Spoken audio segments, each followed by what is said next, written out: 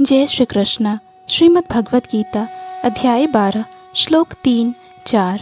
ये त्वक्षरं निर्देश्य मव्यक्तं पर्युपासते सर्वत्र गमचिन्त्यं च कूटस्थमचलं ध्रुवं सन्नियं येन्द्रियग्रामं सर्वत्र संबुद्धयः ते प्राप्नुवन्ति मामेव सर्वभूतहिते रतः।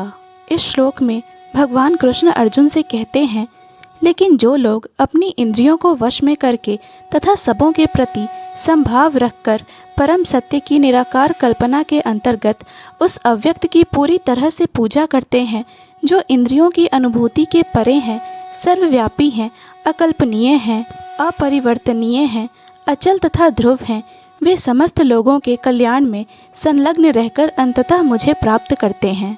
अर्थात जो लोग भगवान कृष्ण की प्रत्यक्ष पूजा न करके अप्रत्यक्ष विधि से उसी उद्देश्य को प्राप्त करने का प्रयत्न करते हैं, वे भी अंततः श्री कृष्ण को प्राप्त होते हैं।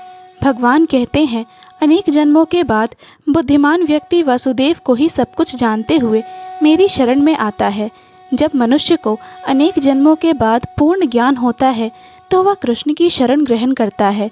यदि कोई इस श्लोक में बताई गई विधि से भगवान के पास पहुंचता है तो उसे इंद्रिय निग्रह करना होता है, प्रत्येक प्राणी की सेवा करनी होती है और समस्त जीवों के कल्याण कार्य में रत रहना होता है। इसका अर्थ यह हुआ कि मनुष्य को भगवान कृष्ण के पास पहुंचना ही होता है, अन्यथा पूर्ण साक्षात्कार नहीं हो पाता। प्रायः भगवान की शरण में जाने के पूर्व पर्याप्त तपस्या करनी होती है।